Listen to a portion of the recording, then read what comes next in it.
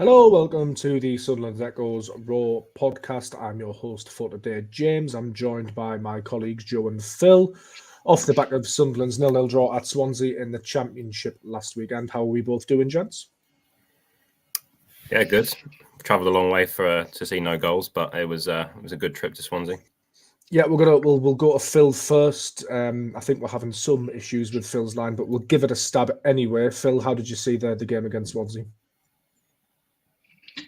Yeah, I think it was a game of two parts, really. I thought the first half an hour was probably as good as you'll ever see someone play, really. I think, Swansea couldn't live with them, really. They found it really easy to play through their midfield, really exciting, create a lot and I thought they were absolutely excellent. And then kind of bizarrely found it harder against 10 men than they did against 11. That probably makes sense when you think about this team. I think we know that when it's an open game, they have players who can be absolutely Roberts, Dan Neil, when the space, they're so difficult to play against. But I think what we found was that after red, it almost made the game simpler for Swansea. They just had to defend deeper, defend their box in big numbers, and it almost home game for Sunderland. And most of the similar issues over time, where it's much harder to play against low blocks when there isn't as much space for players like Clark. And I think, Mowbray spoke afterwards of the experience of the strikers. That was really something we saw. I think they look a little green, they look a little lazy, fair, and so start were very different afternoon. Indeed. Well, I think there are still a couple of issues with Phil's line because he was freezing a bit for me there. Hopefully we might be able to get him back on at some point. But we'll persevere with me and Joe for now. Joe, how did you see the game against Swansea City? Don't be afraid to go over any of the points Phil made there because I'm not sure anybody heard them. Yeah, well, I think what Phil was saying there was the dynamics of the game pretty much changed when Swansea went down to 10 men. Sunderland were, even when it was 11v11, I thought were the better side, were creating chances. And as we've seen in the past, Sunderland have struggled to break down deep line defences in that low block. And when Swansea, as you'd expect, went down to 10 men following Charlie Patino's red card for 2 yellow cards, it made it quite simple for them that they were going to be happy with the points. We're going to be difficult to break down. We're going to defend in numbers. And Sunderland couldn't break them down, and Sunderland couldn't get that goal. Swansea, of course, as well had the penalty on the stroke half-time, which Anthony Patterson saved, but they just couldn't find a way to break through that Swansea defence. They hit the bar a couple of times. There was a few good saves from the goalkeeper.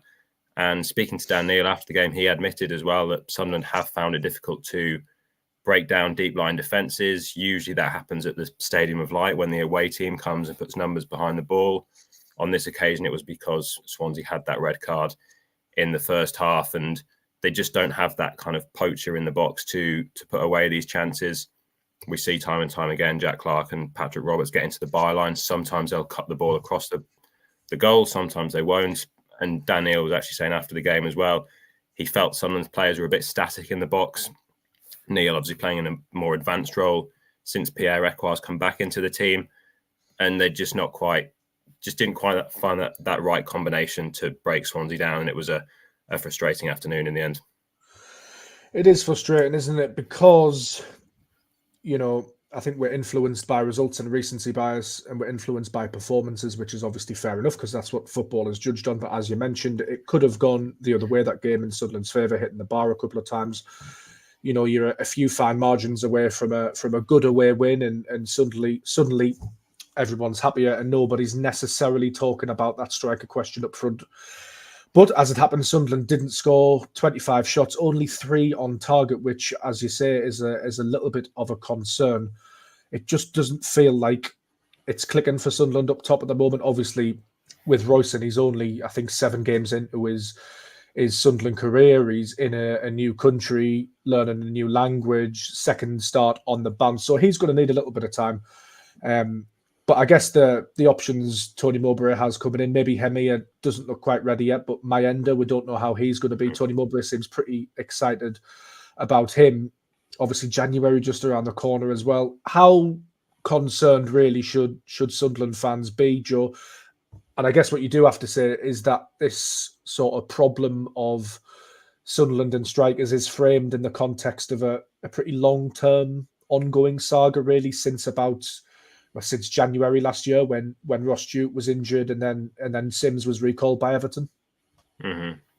Yeah, I think the strikers that you mentioned, we've definitely kind of seen signs with Rusyn against Norwich that it was clicking. He was making some good runs, which opened up some space for people like Neil and Clark. Hemir, Mowbray clearly doesn't seem that convinced by him, although he did bring him on quite early in the second half against Swansea. Still got to remember he's only 20 years old, so it's unfair to write him completely off, but clearly he looks a little bit off where he needs to be to come in and start championship games and be a regular striker for Sunderland. I was a bit surprised he did take Rusyn off. I know he missed that chance in the first half when it was 11v11, but he linked up quite well with Joe Bellingham to create that chance, and I thought he was making some decent runs. I was a little bit surprised that he did take him off. We obviously don't know where he is kind of fitness-wise as well. It was his first start against Norwich and then starting again the game against Swansea, and then Mayenda as well is a player that Mowbray's hinted a couple of times he could be on the bench, but again, we've got to remember still he's only 18 and he's coming back from a hamstring injury that's kept him out since the summer. So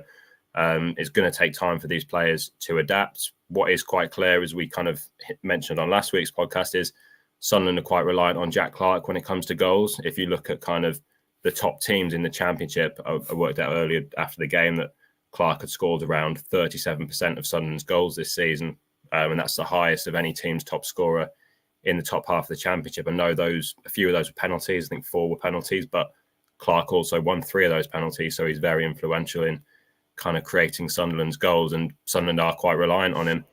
And now what we're seeing is teams are doubling up on him and making it difficult for Jack Clark. So when he doesn't score, other players have got to chip in, whether that's Dan Neil breaking forward from midfield, whether that's Patrick Roberts on the other side, who's still waiting for his first goal this season, and of course the strikers as well. And Sunderland just couldn't find that goal on Saturday at Swansea.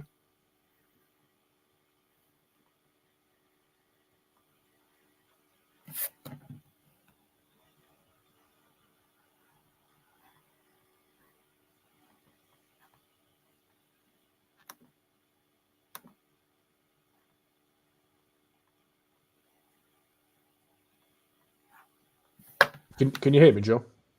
I can now. I missed that last. Yeah. No, sorry. Anyway, so what I was saying is how would you? It's a hell of a podcast, this, isn't it? How would you assess sort of Patrick Roberts' performance? Obviously, sort of last season he formed that partnership with Ahmad, who was absolutely excellent. Hang on, we've got Phil Smith back. So yeah. Anyway, how would you rate Roberts' performances? Because he hasn't really hit the heights in terms of goals and assists, has he?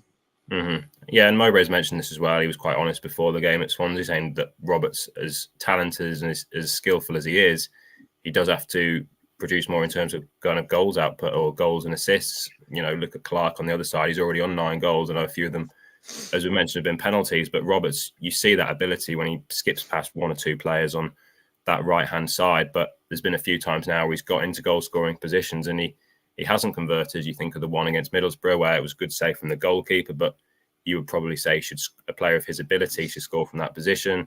He had another one at Swansea where the keeper again made a good save and tipped it onto the post, but could he have done better? And that's where he linked up, as you said, really well with Ahmad last season. But of course, he does have to chip in with more goals because we've said before, Sunderland have become very reliant on Clark and need to find other areas of the pitch where they can score goals. Phil Smith returns. Technical issues behind us. This has been known as the Farce podcast, I think, because it's going very well so far. Can you hear us all right? Or shall I? We can. No, we can hear you and we can see you, which is nice, of course. Okay. Where did we get to? We got to analysing Sunderland's attack. Obviously, 25 shots, only 3 on target, a whisker away on a couple of occasions. The narrative obviously would have been a bit different had those couple of chances gone in, but they didn't. Sort of how do you analyse Sunderland's striker question and Sunderland's attack, really? Joe was saying that obviously Clark's got a large portion of Sunderland's goals. So teams are doubling up on him. And Patrick Roberts perhaps not firing on all cylinders like he did last season as of yet. Yeah, I think with Roberts, the one thing I would say is I think that it's one and the same, really. And that I think that if we say that Roberts' output, certainly in terms of his assists, isn't quite big enough, then I think that is related to the fact that we're struggling to score from any strikers. You know, who would you expect Patrick Roberts to be assisting? Well, it's the centre forwards, isn't it, when he gets to the byline and cuts back, or he cuts in and whips across. And I do think that he is still getting into some fantastic positions, and his ability to go past players is pretty much unrivaled. Does he need to be a bit more selfish and a bit more ruthless in front of goal? I think that's definitely true. But I do think he is one of the players who has probably suffered most from the lack of a sort of proven centre forward in the box, if you like. And I think Saturday really kind of summed up that issue, whereby all of Sunderland's young strikers, I think, have got a lot going for them in their own way. Roosen looked a real threat in the first half an hour, but that was pretty much because there was space for him. So we can see from Roosen what he wants to do. He wants to dive in behind the defenders, almost like Ross Stewart. He wants to chase balls into channels. He wants to put defenders under pressure. But once Swansea pretty much retreated into their own box, I thought he pretty much disappeared from the game, because clearly, you know, he hasn't got that. He's not that poetry, if you like, in the box. And that's also very similar to what we've seen with Burstow. Really athletic. He's a nightmare for defenders when they have the ball. He doesn't give them a minute's peace. And he creates a lot of chances. It's quite similar to Geldhart, I guess, last year, by putting defenders under pressure. But he too has looked a little easy to defend against in the box. And, you know, Mowbray, who obviously knows a lot better than me, says that's about an experience. It's about double movements. It's about knowing when to stand still, when to make a run, when to make a second run. And I think that's affecting Roberts personally. And I think it is affecting Sunderland. And, you know, as I was trying to say at the start before I disappeared, when there's a lot of space in the game, they can be devastating and they can beat anyone and they can score goals from all over the pitch. But when teams almost retreat into their own box, that's when you're relying on that guile and that wiliness of your striker, or someone to smash it in from 20, 25 yards, as we've seen Ekwar do at times. So I think it probably was a game that highlighted that this is a really good, really exciting side, but it's not a complete one. And I think it kind of showed that for that familiar issue, if you like. Yes, indeed. We'll have a look at team selection matters now ahead of Birmingham City, Phil, because both Luke O'Nien and Dan Ballard picked up their 5th yellow cards of the season against Swansea, so they are due to sit out the game against Wayne Rooney's Birmingham City with a suspension, which poses a pretty sizable question for Tony Mowbray to lose his 2 first-half centre-backs. What do you think he's going to do? Yeah, I think it was he was asked in his press conference before the Swansea game about whether he's worried about Ballard and O'Nien being on 4 bookings. And he said it'll be all right as long as they don't get booked in the same game, which duly then went and happened 2 days later. There you go. That's football for you. I think it's a really difficult decision for him, because I think you've got Jensen Seelt and Nektar Triantis there, and obviously you sign these players to give them opportunities, and that's what the whole project is about at Sunderland, is giving young players opportunities. But it would never ever have been in Mowbray's head to play them both at the same time. And I do think that giving both players full debuts, their first taste of a start in the Championship at once, I think is going to be too much to ask. And so I think he's going to have to find a way around it. His decisions in recent weeks suggest he sees Seelt as slightly further ahead of Triantis. He's the one who's been on the bench. He's the one who he's brought on. If you think back to Nell Huggins' injury against Middlesbrough, it was Seelt who came on. So I think he'll play. And then I think he's going to have to get a little bit funky. I think you have to bring Dennis Erkin back in, because ultimately he is a good defender and he is an experienced player now. And the question then is, do you play Hume at centre-half and move Huggins across? Or do you switch to a back 3 and play Hume and Erkin either side of probably Seelt? I think that's probably what I would do, because if you think back to last year when we also had no defenders, which was kind of a theme for the second half of last season, think back to games against West Brom. That was something Mowbray did really well. He shifted his full-backs into the middle of the pitch, and they handled it really well. And so I think that's what he's got to do. I just think, although we want to see Seelt and Triantis given opportunities, I think that is important. I think doing it in one game, both of them their full debuts, for me, that's just a bit of a risk too far. You've written about this extensively on the website. Pieces due out tonight. You also mentioned in that piece, Phil, about Adji Alisi. There'll be some Sunderland fans who are keen for his return. What's his situation? How likely is he to come back into the fold? What's going on? Yeah, I don't think there's any prospect of him playing on Saturday. I think with Alisi, you've got to remember that he hasn't completed 90 minutes since February. And actually, my understanding is that he isn't yet back in full training. So he did manage to get back into full training about 3 weeks, a month ago, but then had felt his thigh again, which obviously has been the recurring issue. Thankfully, it wasn't serious, but I think he's still sort of taking his time. And I just don't think Sunderland can risk him purely because that's exactly what they did at Luton. If you think back to that playoff semi-final, Sunderland didn't have any centre-halves. They were really struggling for height, physicality. So Mowbray asked him to sort of come and be on the bench and maybe do a job, and he did. And unfortunately, he suffered a recurrence of that injury. And I think that's a big sort of lesson for Sunderland, something they're not going to do again. So while it's kind of a nice thought that Elise could come back, because he would be pretty much perfect to come into the side, I just think Sunderland will kind of take it on the chin for this game, and hopefully Elise will be back after the international break. Joe, you're Tony Mowbray for the afternoon. What do you do against Birmingham City? I think similar to what Phil said, I don't think he would play Triantis and Seals. Triantis has been playing for the under-21 side in recent weeks, and it's a big jump up to go from the under-21 setup into a full championship fixture starting against another centre-back that's also inexperienced. So I think he'll bring Sirkin back in. I think with Hume kind of coming across as well, like we saw last season, he moved into that centre-back role, and Sirkin and Hume have proved that they can be good defenders at championship level.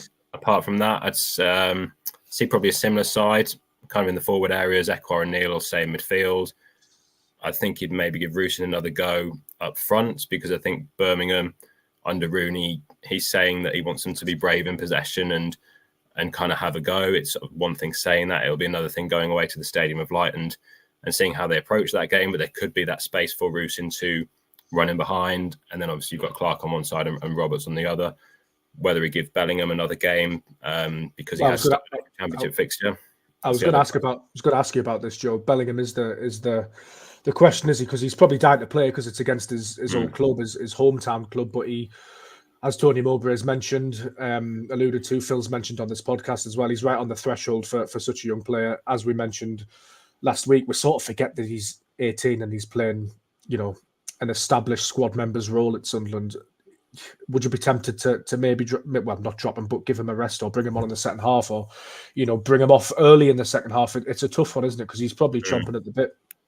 Potentially, yeah. Well, Mowbray said, didn't he, before the Swansea game, that he did kind of give him a day's rest and kind of take him out of training. He said that Adil Al-Shish was due to play one of the games before he picked up that groin injury.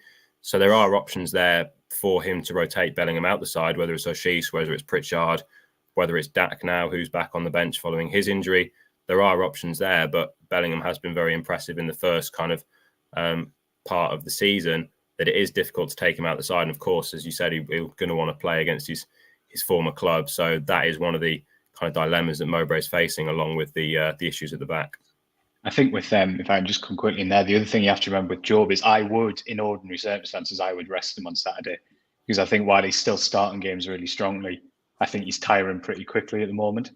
But the issue you've got is he's one of your tallest players. And if we're talking about losing Ballard and 09, Sunderland are already pretty ropey from defending set pieces.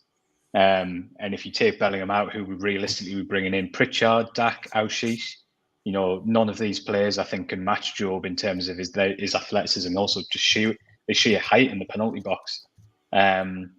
So I wonder if the defensive problems may actually have an impact further forward, and whether Mowbray might be tempted to kind of give Job one more go. Because I think you're going to need people who can defend the box. I know Birmingham is supposedly sort of brave new world under Rooney, but I'm pretty sure they're still going to be looking to exploit any set piece frailties that Sunderland have, particularly like as we said with their two centre halves absent. Yes, I believe Birmingham City are without a win in 5 championship games, haven't won under Rooney since he came to St Andrews, so they definitely need a good performance against Sunderland on Saturday. We'll touch very briefly on some pretty minor transfer news, but Sunderland have reached a pre-contract agreement with the Ukrainian midfielder / forward Ivan Struk. He used to be at Chelsea. He's only 16, can't sign full-time terms at Sunderland until January, but has agreed a sort of pre-scholarship deal with the Black Cats.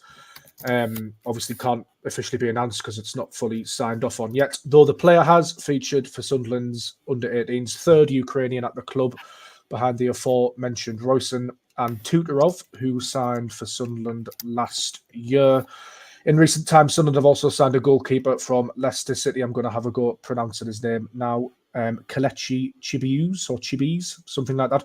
Anyway, Phil, what does this sort of this level of signing mean for Sunderland? It seems like the club are very proactive at the moment in terms of signing players to develop, and also, a pretty well thought of destination in football circles now.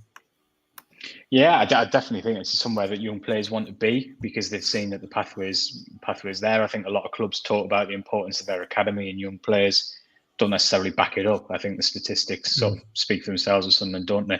I think in terms of the goalkeeper, obviously, as you reported, James, it's someone who they've had on trial for a while, so it's clearly something that's been they've been looking at for a while. I wonder whether the timing of it's related to the fact that obviously Nathan Bishop wasn't there on Saturday. We don't know what the issue is beyond the fact that it's personal reasons. So obviously we wish him all the best and hopefully something that can be sorted soon and he can get back to sort of playing football. But obviously with Matty Young pushing up into the first team squad, that then left Adam Richardson as the only under-23 goalkeeper. So I wonder if that just has shown them that they needed a little bit more depth in the group. We know that Richardson and Young are two incredibly highly thought of goalkeepers. Richardson signed a professional contract. Young will sign one when he turns 17 later this month. Both have had Premier League interest. But of course, they are very, very inexperienced. Neither of them have played senior football. So I think that's maybe just a little bit of a reflection, that move, that they maybe felt that across the goalkeeping group, senior and under 21s, maybe a little bit more depth was needed. So obviously a fantastic experience for Young at the weekend to be on the bench. But I think what you say is absolutely right. I think Sunderland are beginning to benefit now from the time and investment that's gone into the academy. And I think it's somewhere that players want to be now because they know they're going to get opportunities. They know the individual development plans are good. They know the coaching's good. And they know there's a chance if they can prove themselves. So, yeah, I think it's something that we'll hopefully see more of. It's been a long time, really, since Sunderland have been sort of poaching other players from academies, us being able in a position to pick up good talent. And fingers crossed it's something we'll see more of. Yeah, absolutely. The goalkeepers you mentioned, they're obviously very highly thought of, but there's also Ben Metcalfe, who is a Northern Ireland youth international. Dan Cameron as well, I know is very highly rated. They're only 16 or 17 is Ben Metcalfe, and Dan Cameron is 18. So there appears to be a really strong crop of goalkeepers at the Academy of Light at the moment. Joe, you'll watch a lot of the under 21s. How have they been doing? Who stands out? I know there's a lot of well thought of talent. Mm-hmm. Yeah, this season I think results wise have certainly been a lot better. I think the last few seasons they've took some heavy defeats from when they first dropped into League One. It's well known, isn't it, that they sold a lot of their kind of better players and kind of stripped back the academy, but now they're starting to build it back up. And 21's level this season, they've been very competitive and had some very good results. They came back from a goal down at Southampton on Friday. Ross Stewart even played in the Southampton team as he comes back from injury. He scored the opening goal. And then Sunderland came back to win that game 2-1. We've seen a few of the first team players dropping into that setup, people like Hamir, Triantis. So a couple of the signings that have come in, obviously they are young enough to play under 21s football as well. But certainly results-wise, they've been a lot better, and it's benefited as well them. I think the new format as well. Graham Murty, the under 21s manager, spoken about that, how he feels that the new format where it's one division of the top academies has helped Sunderland because they are playing against the likes of Tottenham, of Liverpool, of Manchester United, the better academies, and he feels that's very beneficial for his side. And certainly this season they've really held their own. I think they're 9th in the under 21s division now, about 26 clubs, so certainly holding their own there. Yeah, the future is bright. We'll move over to the Women's Championship now, where Sunderland women defeated Durham in the River Wear Derby, as it's called. Sunderland still top of the Championship, Phil, and unbeaten. 21 points from 9 games. 6 wins, 3 draws. They've already equalled last year's points total and surpassed that. It has been a remarkable start to the season. And I think, fans of the Sunderland women team and spectators will be daring to dream a bit now. Yeah, absolutely. I think after 9 games, if you're still up there, you're up there on merit. I don't think there's any dispute about that. And I think what we've seen is, a lot of these summer signings who started the season well, actually 9 games in, they've proven that they're some of the best players at this level, simple as. And I think Katie Kitching, there can't have been a better signing in the Women's Championship this summer. She got the winner yesterday, fantastic free kick. Just been an absolute revelation, really. And I think it's credit to Mel Ray and his staff, because I know that in terms of recruitment, we're seeing the women's section become much more integrated now. But I know that recruitment, they are still quite reliant, I think, on Ray and her staff's contacts in the game, and their knowledge of who's available and who can succeed at the level. And it's been a real masterclass really in the summer in terms of who they've brought in. And I think the most impressive thing about yesterday, probably not the most free-flowing performance, but missing Amy Goddard and Louise Griffiths, that's two of the back four who've been pretty much ever present this season. To be able to manage that, I know Tasha Fenton, who's a midfielder, dropped into defence. To be able to manage that and still keep a clean sheet, really impressive. I think we're seeing Mel Ray at her best this season because she's got this level of play that she work with. I think Mel Ray is so good at organising teams, and it's a real hallmark that every game her team's stay in. There's very, very rarely more than one goal in it. And I think what we're seeing with Sunderland this year is that they're in every single game, and even when they're not at the best, they've got that little bit of quality. And I think it's no coincidence they're back to picking up these narrow wins, because I think that's what sort of Ray's organisation is all about. And it is an exciting time. I think the table's settling now. Crystal Palace are up there, and I think they'll stay up there. Southampton and Charlton are two teams who I know Mel Ray expected to compete this year. Birmingham, who we all it's Charlton in third position next as well. Yeah, and I think Birmingham, massive game. Birmingham, who spent a lot of money in the summer and really invested in the team, have started to turn the corner, and I think they'll only keep getting stronger. So I still find it hard to see Sunderland winning the league. I think it's such a shame there's no playoff system in place in the second promotion, because what a division you would have. But they absolutely deserve to be talked about in that conversation, because, like I say, after 9 games, if you're unbeaten, you're a very, very, very good side. No two ways about it. Absolutely. Joe, will we have a pre-Birmingham City preview podcast this week? Hopefully, yes. We'll have one later in the week. Good. Well, make sure you look out for that. Yeah. Phil, we might do another deep dive into the women's side, just give it a bit more airtime sometime this week, possibly. Yeah, well, we've got a men's international break coming up, haven't we? So that might be a really good time over the next couple of weeks to do another podcast. Yeah, and fingers crossed it will be 10 games unbeaten when we do it. Yes, that will be lovely. Well, for all Sunderland men's, women's and under-21 youth group football news coverage, please head over to the Sunderland Echo website. You can find this podcast on YouTube, Facebook, all your good podcast places. Yeah, once again, thank you for listening to the Raw Podcast.